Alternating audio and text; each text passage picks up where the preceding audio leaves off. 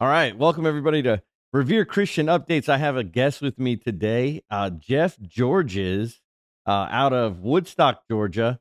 I attend church with him. He's been on this show before. He's been on Antioch Speaks. And anytime you see me live on Facebook, Jeff is in the comments. He's been participating for 2 years now, I think, right?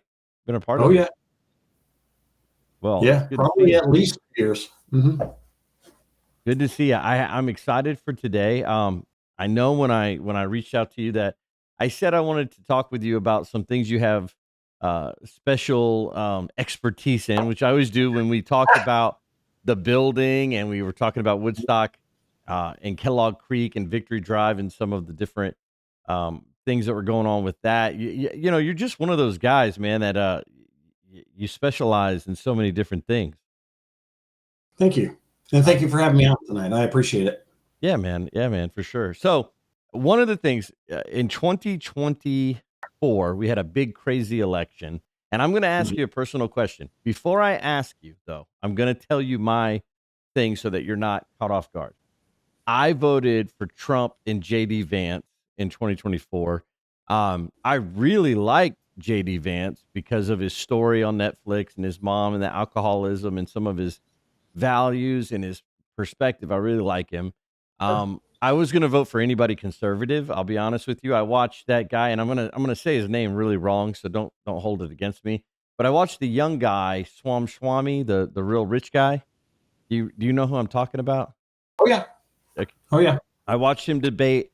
Of course, I was big for the guy in Florida. Your guy. Gosh, DeSantis. you're from DeSantis. You're from Florida, so Yeah.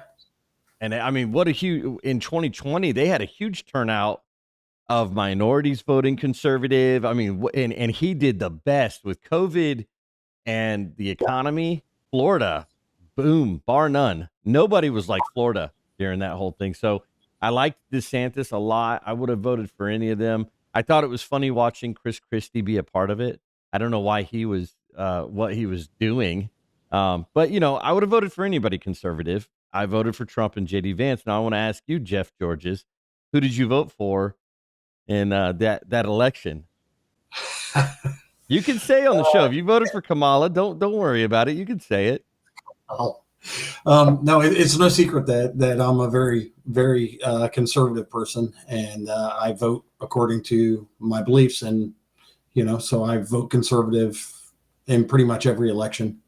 I'm not saying that I'm completely unopen to the possibility of voting for somebody else, but the way it's been, conservative candidates generally follow my beliefs and what I would like to see happen in our country more so than anyone on the liberal side. Yeah, we'll talk about this for a second because when I got out of high school in 1996. I Mm-hmm. liked Bill Clinton, and when I got Mm-hmm. out of high school, I had a flag in my bedroom. I had a big American flag, but it was upside down because I believed in my liberal, bleeding young heart that our country was in distress. I thought, with the Desert Storm and with the attempt on the Twin Towers and terrorism and racism and the police brutality. And I just thought we were on fire. I thought this country was going down in flames. I also believed that we had more than enough money to help every other country, not just our own poor, but I believed we could help every other country. So I came out of high school a raging liberal person. Um, I'd say by 98, I had a huge change of heart for many, many different reasons. And my first vote I ever cast was for George W. Bush. Mm-hmm. And it was, but then you had those 8 years of George W. running. And I'd say closer to the end of his 8 years, the beginning of Barack Obama, I started Mm-hmm. voting locally. Do you vote locally now? Oh yeah. Now, Mm-hmm. when I voted locally, and even up till maybe the last 10 years, I would cast a vote for a Democrat if the incumbent locally was Republican, Mm-hmm. just to move it, just to get people in and out of these offices because they hold them for so long that Right. I would vote a judge out. If he was a liberal judge, I'd vote him out. If he was a conservative judge, I would vote him out. But this I'll just be honest with you. I watched Herman Cain. Do you remember him? Hmm. Herman Very Cain, much. phenomenal radio talking head, very smart man. And I think he ran against Obama in the second term. I don't know if you can remember, but I think it was the second term. He ran against Mitt Romney. With the Republicans, he ran against Mitt Romney. He ran against Marco Rubio, I believe. Maybe not Ted Cruz. I might be a little bit mixed up, but he was running against Mitt Romney, and they Right. accused him of SA with women from Goodfellas Pizza. Do you remember that? And it was like one after like a half a dozen women came out, and his wife said enough is enough, and he quit the race. And Mitt Romney won, or won the Republican nomination. And Um, when Mitt Romney won the nomination, it was reported somewhere that it was Mitt Romney's camp that was sending the SA women. And yeah, yeah. I remember hearing something about that, and I'm not. I'll be honest with you. I wasn't a big Mitt Romney fan then, and I probably wouldn't be. If it came down to a general election, and you know, I had to vote between, let's just say, Hillary Clinton and Mitt Romney, he'd get my vote. yeah, But sure. but I don't think that I would set out to vote for him, and he's definitely not somebody that I would campaign for. Yeah, I've always felt like the Republican Party of that time, 2012, I think it was 2000, yeah, 2012, did to us what the Democrats did to with Kamala. We were fed Mitt Romney and Paul Ryan, and some of Right. us loved Paul Ryan. We were like, man, that's a great. He was awesome on the Senate floor. If you remember, Paul Ryan could argue all the time. He was great, and then the minute he got next to Joe Biden on live TV, he didn't know what to say. Right. The Republican Party got bamboozled, from my opinion, and I became skeptical of them by 2015. In 2015, there was only one candidate in my mind, and if he wasn't the one, we were doomed because I didn't trust Ted Cruz, I didn't trust Marco Rubio, I didn't trust Jeb Bush. Are you kidding me? I Yeah. lost respect for George W. Bush, which was one of my favorites of all time, Right. but I lost respect for him.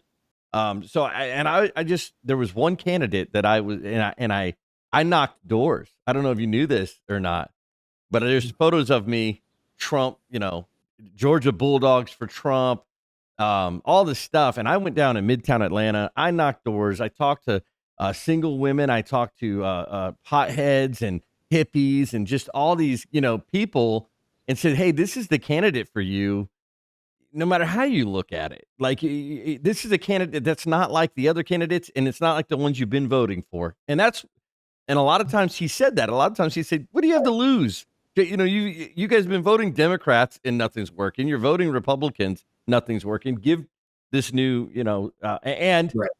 fully funded. He didn't owe anybody any money. He wasn't in anyone's pocket that year. He didn't care what any of them said. He did and said whatever he felt like it.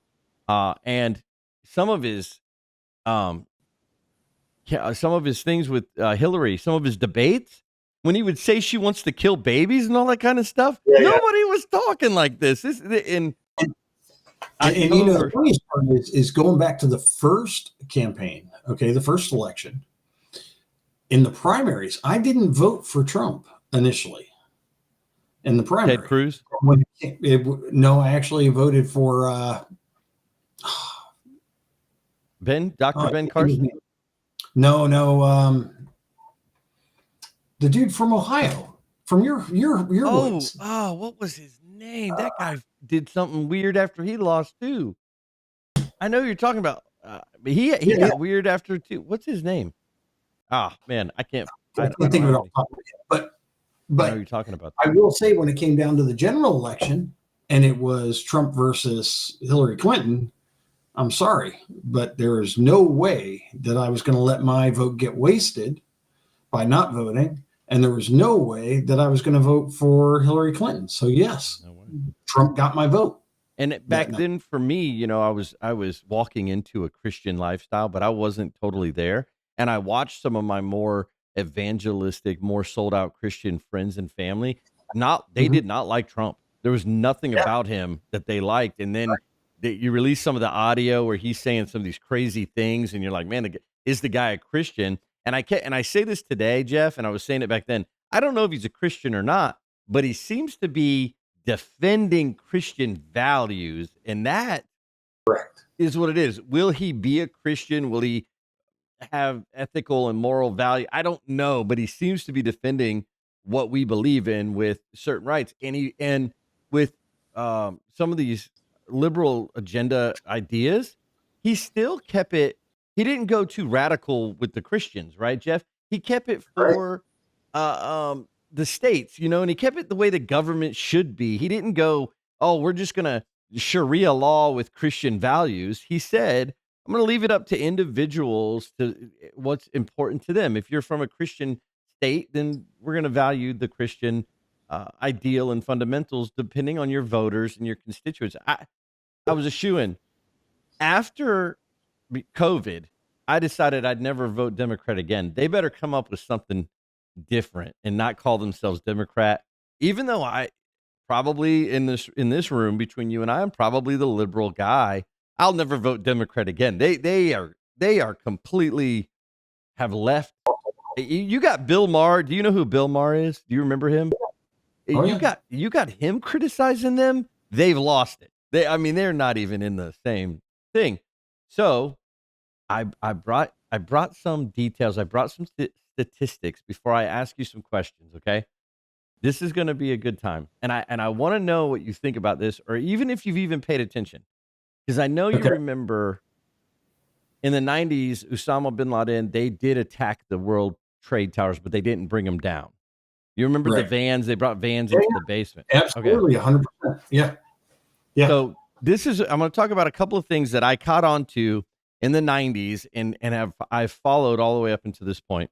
In the 90s, during Bill Clinton, 8 years of presidency, the illegal drugs and the I don't even think you can say self-harm. Unaliving. You know what I mean? Like the people. Mhm.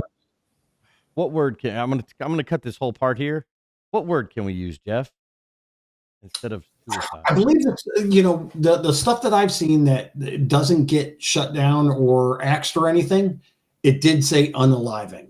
Unaliving. Okay. So the unaliving rate and the overdose rate of the 90s was 3% higher than Ronald Reagan.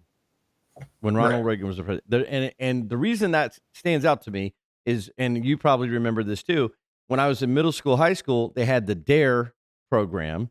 I remember DARE program very well. Mm-hmm. Just Say No to Drugs.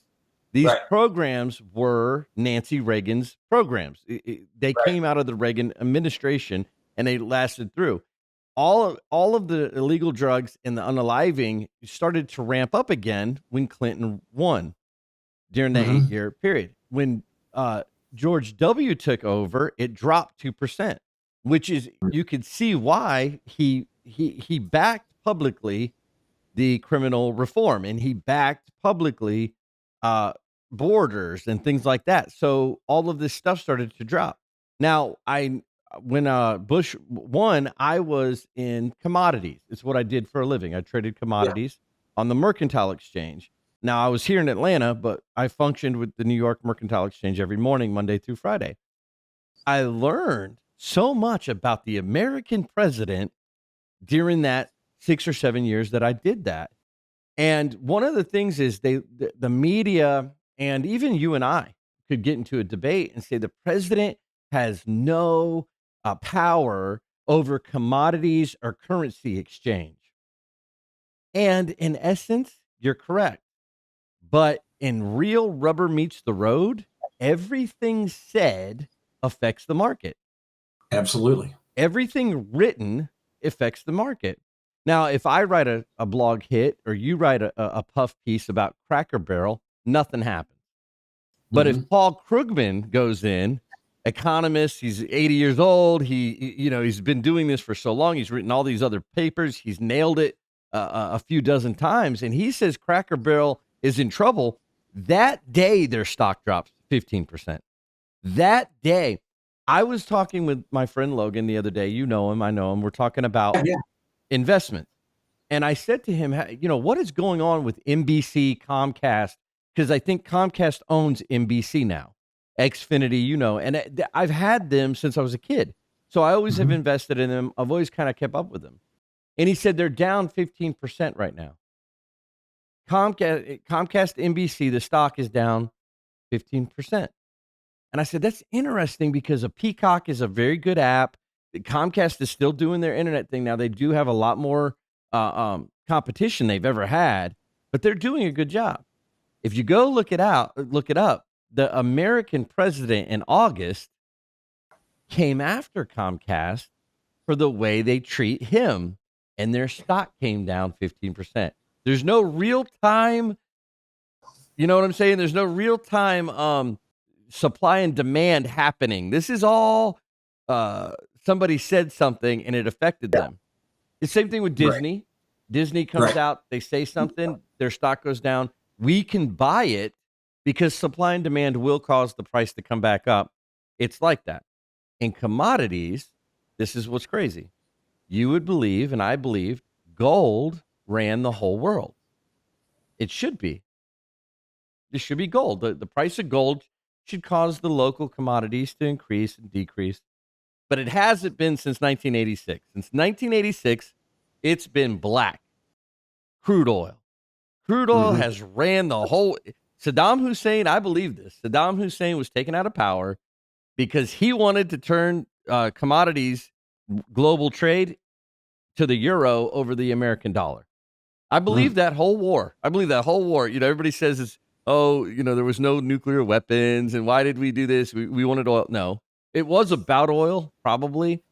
Dick Cheney probably did want to put Halliburton over there to develop all of their buildings and everything, but it was about the euro. This had everything to do with the euro. You can go look it up now in hindsight, chat GPT it and find it out. But anyway, when a liberal president says to us, like Barack Obama had a blast at these press conferences where he'd say, how dare you? How dare you leave this climate for our children? How dare you? Do you remember that? Where he would get so upset because Ashley and Brandon and Brianna are going to have a world that's dark and the skies look like Hong Kong at night, and the smog, and I think Barack Obama took all of the muscle cars and all of the older cars off the road, put us more fuel efficient cars. Absolutely. And you would think, okay, if this is simple math. If Barack Obama takes all the gas guzzlers off the road and leaves us with good, efficient cars, the price of gas should plummet. But it didn't. It went higher than it had ever, other than there's one mark with Hurricane Katrina. George W. Bush had like $5 gas prices for about 2 or 3 months. But other than that, Obama killed us with gas prices. I mean, they went way higher. So there was something wrong here. There's something fundamentally wrong. If you're taking the demand off of the road, but the price of the commodity is just raising, there's got to be something wrong. And so if you go look, how that's all controlled, right? OPEC controls output, oil production countries of the world. And see, and the biggest problem is so if crude oil drops below, the prime, I think $70 a barrel or whatever. Okay. Then OPEC starts losing money. Okay. So OPEC drops the price on it to make it to where it's not profitable for us to turn, our oil, oil sands and oil shale and all that into oil, because it needs to be at a certain price for that to be profitable for it to do it. But if we do, so it's really, it has nothing to do with supply and demand anymore. It has strictly to do with propaganda, production. And if anybody watching this right now, you can go and look this up. I've been doing this for a long time. In 1998, they produced 88 million barrels of oil every month. In 2023, they produced 88 million barrels every month.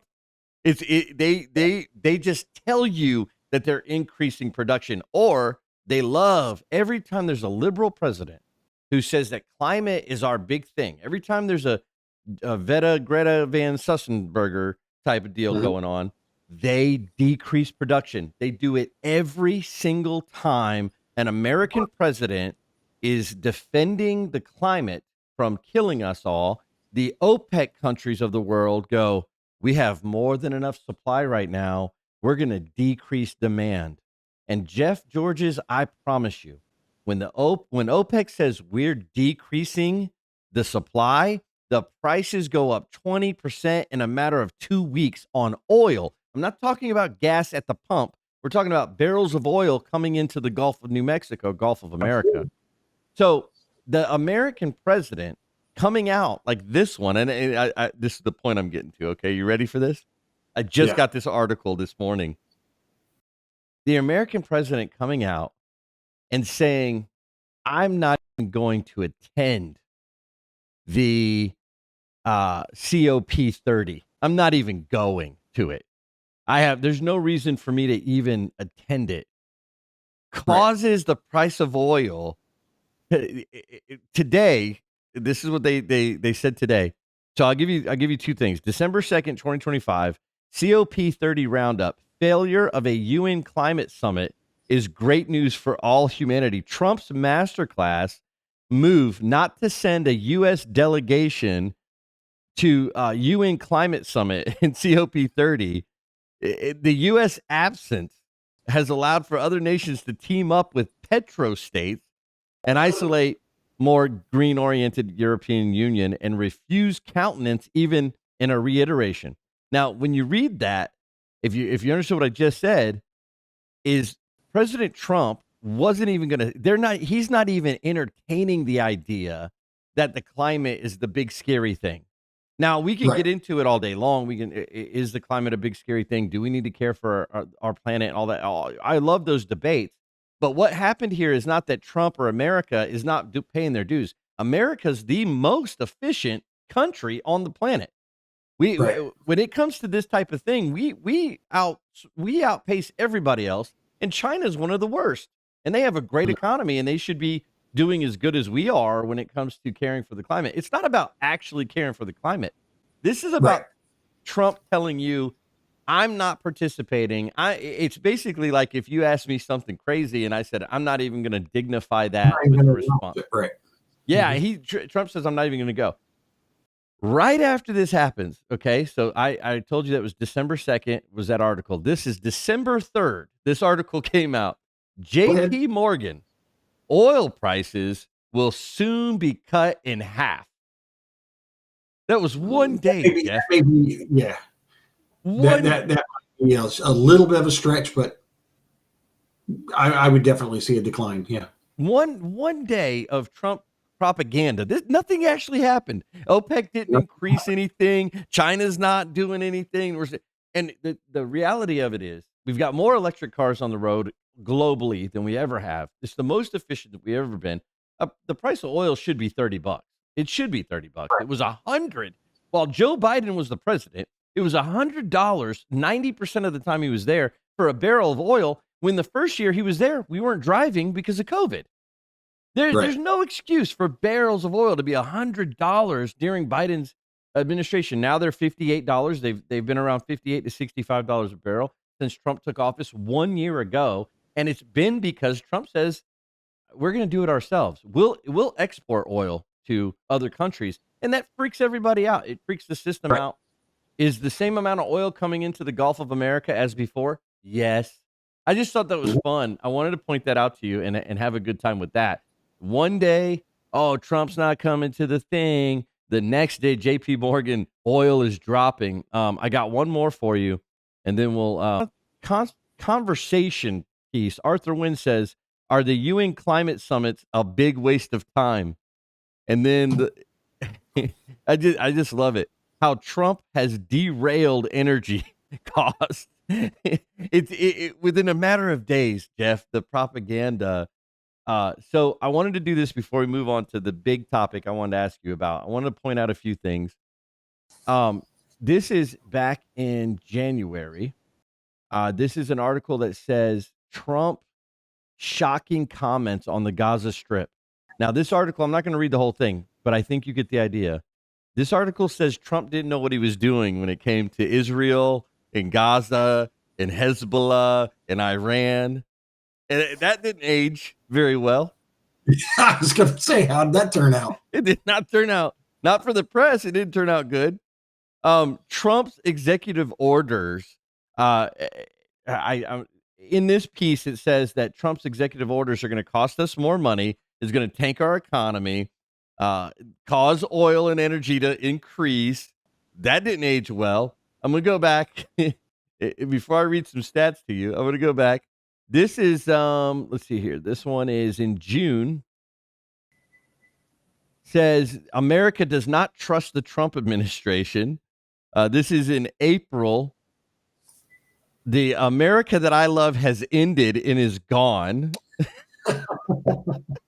Tourists decide that they will not come to America. That's not true. It's Christmas time, and I'm telling you right now, that's not true.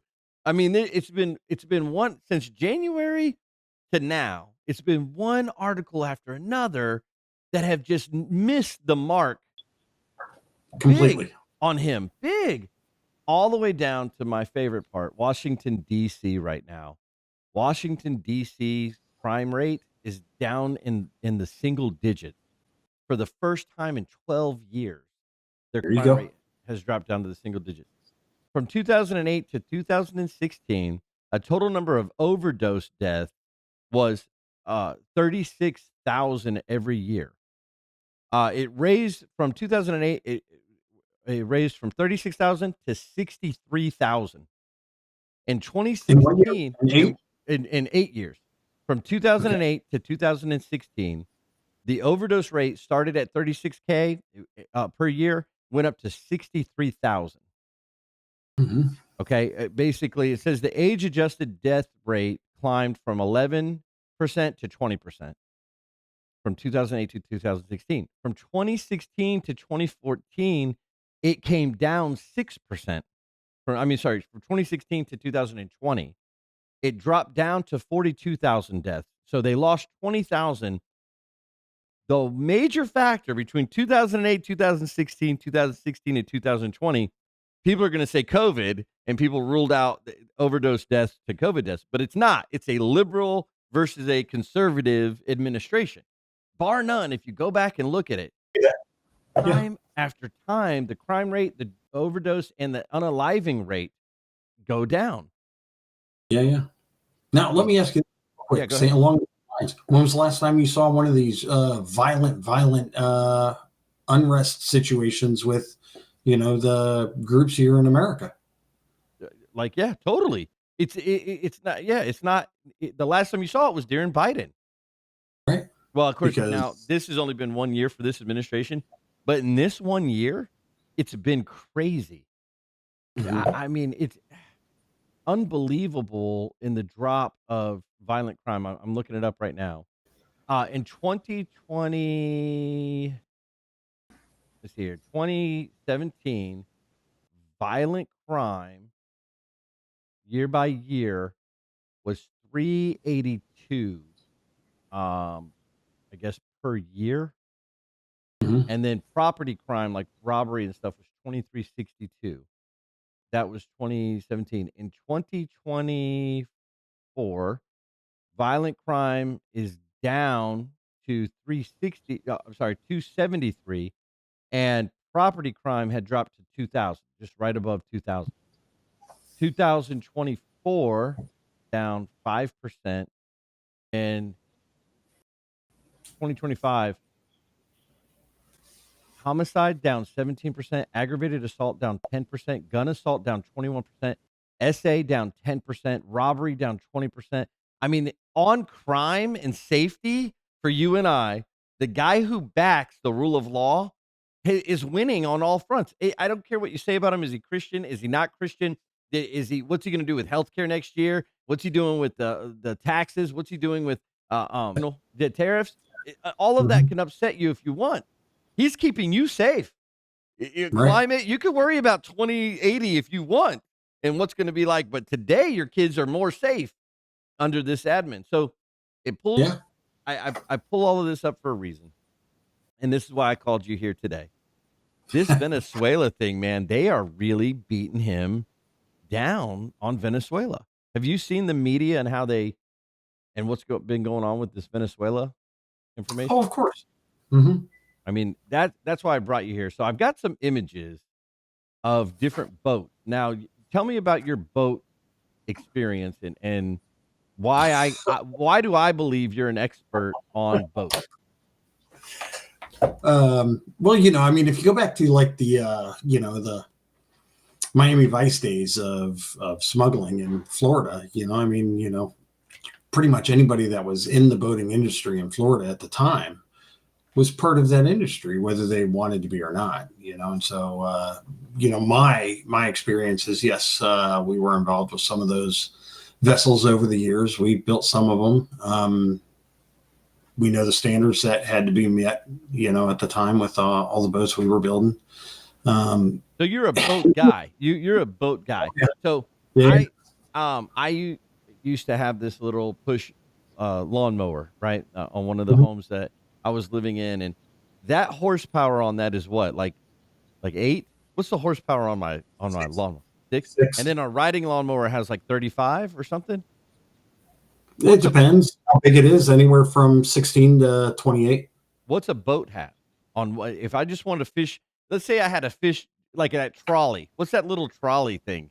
A troller? Yeah, yeah, Yeah, yeah. Or for trolling? Yeah. yeah. I don't know what I'm talking about, Well, but I you mean, do. if you have like, there's a whole different scenario, and there's a range from a 12-foot John boat with 10 to 20 horsepower motor to there's 50-foot offshore power boats, catamarans and stuff with 4,000 horsepower. And then there's some that even have turbine engines in them now. It's like X Insurance, I think, is one of the current 50-foot race boats that has twin turbine engines in it, So, I mean, there's an unlimited range. But okay, so typically, if you were looking at the boats that were being used by groups back in the early 90s, they were talking about go fast boats, and it was like, and if you recall, that was Bush Sr. was, heading up the whole thing with the DA enforcement getting what were called the Blue Thunder catamarans through one of, Don Aronow's companies back at that time, which of course in the late 80s that, led to him being, assassinated, Right. and, but, the go fast boats back in that time, typically were, it just depended, we did some that were, upper 30-foot boats with twin Yammer diesels, so they weren't high horsepower, but they had a lot of torque, could handle, push a lot of weight around in the water and everything.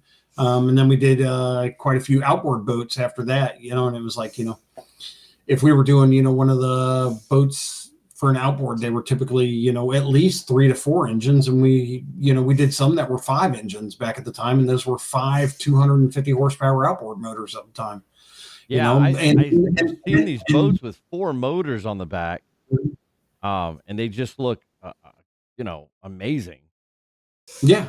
Yeah. I mean, and here's the catch. So, there are a lot of people trying to speculate that they could be, fishermen could be mistaken for this. Okay. Well, if you look at the heat plumes that come off of a 4-engine boat running 80 miles an hour, 60 miles an hour across,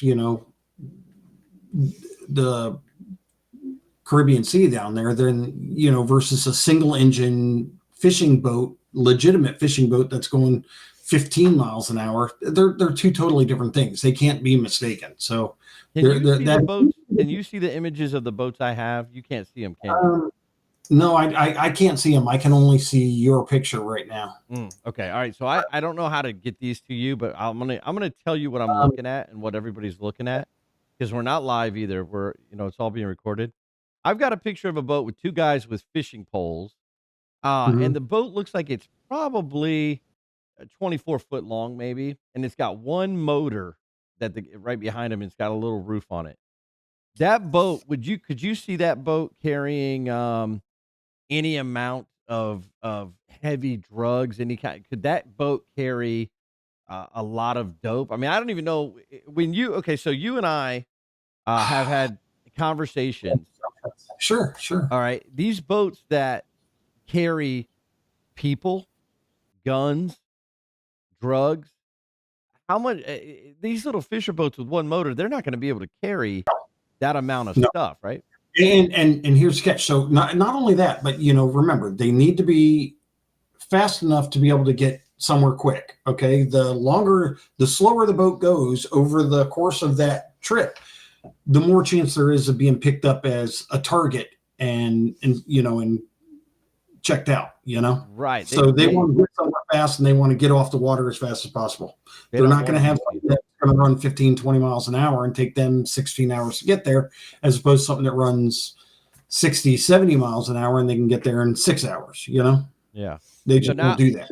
I'm looking at one now that has 2 motors on the back, 2 very large motors. It's probably 38 feet long, give or take. And there's 1, 2, 3, 4, 5, 6, 7 appear to be fishermen, and they have some baskets and things like that. Now, this boat, you could probably transport something, but it's not going to move very fast, right? Like this boat here.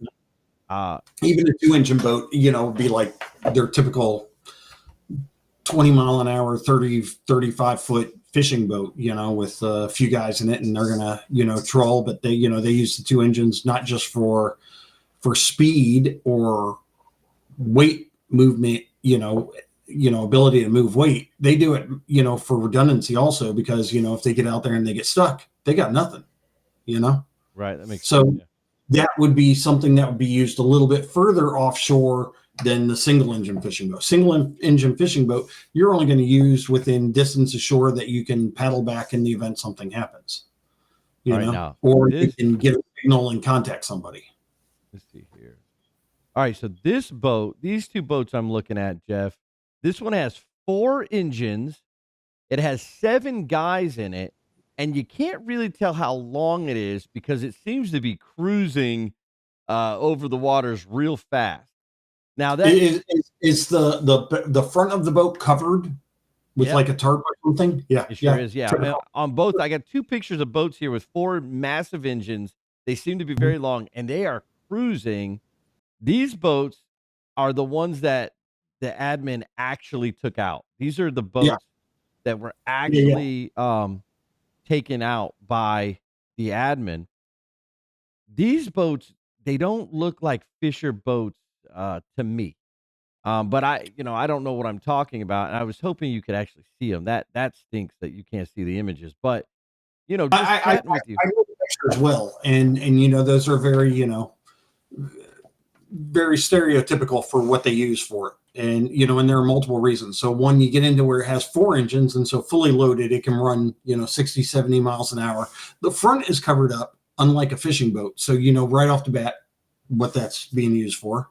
Okay. So they can, it doesn't have to be nefarious. They could be running oil, who knows, but they're running something that's not fishing. Fishing is usually done with an open vessel and single to double engine, and just depends on how close they are to shore. That's something that would be referred to by any group, overwatching the Caribbean as a go fast.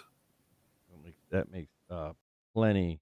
And remember, it's not just how fast. So, okay, to put it in perspective. So when we were building boats, let's just say we built a 3-engine 35-foot catamaran, okay, and for that purpose, okay. So the boat would have to be tested, and it would have to perform to certain standards. And one of those standards is it has to be able to, with a full load of weight. And of course, we were only using play sand, bags of sandbags in it. But you would have to get the boat up on plane, and the boat would have to be able to run, we'll say 85-ish miles an hour with 2 of the 3 engines, so that it could maintain and do its job.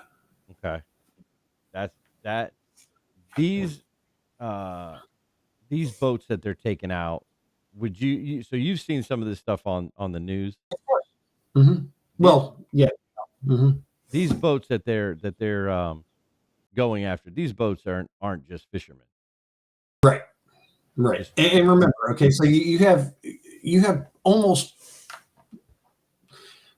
continuous, nonstop, full coverage surveillance, overwatch of, AWACS planes, of satellites and everything else. Okay. And so they're going to, pick up a target, okay, so they're gonna set their, their targets at anything over, we'll say like 60 miles an hour. Okay, so that's going to rule out every fishing boat, a few pleasure craft that might do that. Yeah. But okay, so they're going to do that. And so once they pick up a target, they're going to go back and they're going to use that entire surveillance package to go back and follow that target all the way back to its point of origin. So they're going to know exactly where it came from. And then they're going to look at the intelligence and they're going to go, okay, does the intelligence say, okay, and this may not be exactly how they do it. I'm not privy to that information of exactly how they're doing it. But if it were me doing it, this is how I would do it with the information available. Okay, is then you look at the point of origin, you would look at the intelligence available, and you would say, is this an area that is used for that? Okay, do these boats come out of this river or this area, away from people? Okay, if you have a boat that suddenly comes out of somewhere and there's not a large, population in that area, and it's suddenly hauling, across the Caribbean, Sure. chances are, if it looks like a duck, quacks like a duck, it's a duck. It's crazy. And I'll tell you, up until this admin and we started seeing some of this stuff, I wasn't privy to some of this. I don't know if you knew this or not, but I'm reading here. It says in 2005, Venezuela severed ties with the United States DEA, that's the Drug Enforcement Admin, accusing its representatives of spying. Following the departure of the DEA from Venezuela and the expansion of the DEA's partnership with Colombia in 2005. Venezuela, in 2005, Venezuela became attractive to drug traffickers. Between the same years we were just reading, 2008, 2012, Venezuela's cocaine seizure ranking, among other countries, declined, going from being ranked 4th in the world for cocaine seizures to 6th in the world. That just, to me, means we stopped busting them. Right. That's how I read it, is we just stopped going after them. In 2009, there was a report 90% of the U.S. cocaine is coming from Colombia, with Venezuela and the Caribbean accounting for 10% of the U.S. destined cocaine transshipments. That's a crazy number. A significant route directed to export cocaine, marijuana, illegal drugs from Venezuela also to Europe. Half of the shipments going between 2006 2008 to Europe. Venezuela for decades has been a major transit hub for cocaine trafficking, but was not a major producer of cocaine until 2010. Now, I kept on reading some of it, right? So the United States government stated general permissive security forces and a corrupt political environment made Venezuela one of the preferred routes of cocaine trafficking from South America, noting that drug trafficking organizations ranging from Mexican cartels such as El Tren D, I probably can't even say these names on here, so I'm just not going to, as well as Colombia. Then if you go on to read this stuff is crazy. They're tied. Venezuela's government's tied in with mafia and mob from Colombia, Mexico, and then it goes on. The Venezuelan government now, literally, in 2012, Jeff, the Venezuelan government assassinated one of these mafia bosses and took over all of his crime business. The Venezuelan government in May 2015 has become a mafia gang of their own. Right. What we're doing in the waters out there is not killing fishermen by a long shot. We are stopping the flow of drugs into not only America but Europe. Right. And here's the catch. So part of it is look at his election earlier this year. He got he according to most accounts lost the election, but is still president.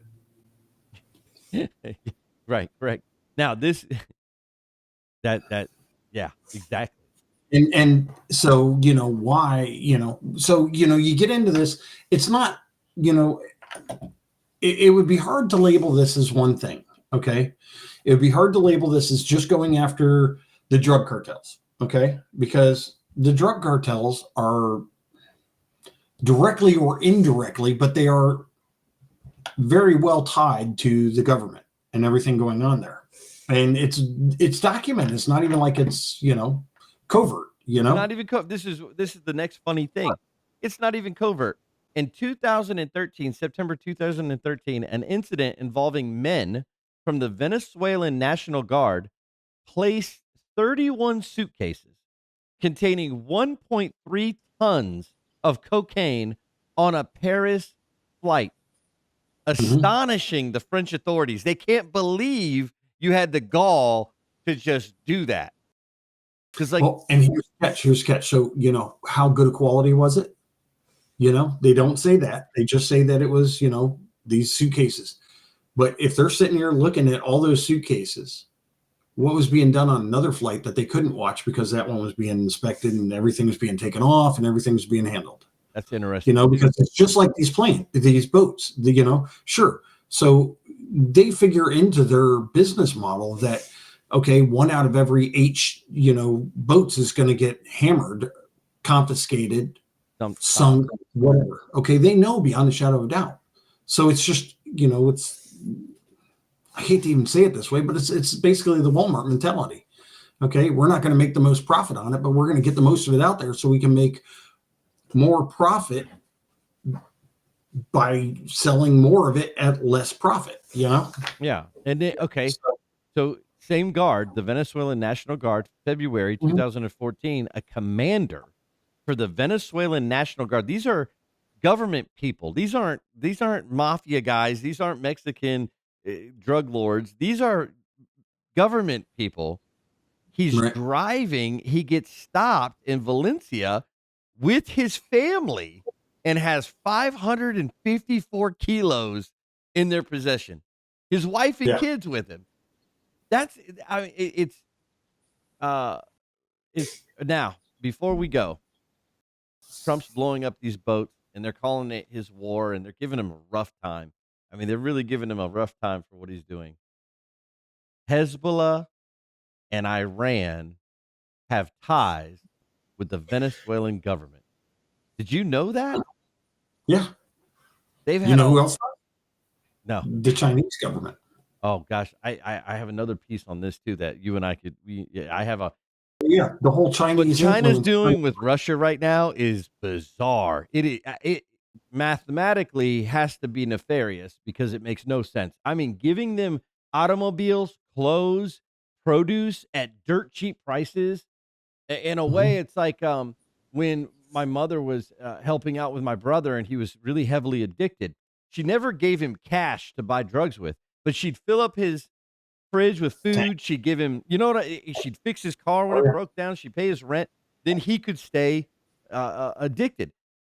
China looks like they're doing the same enabling with.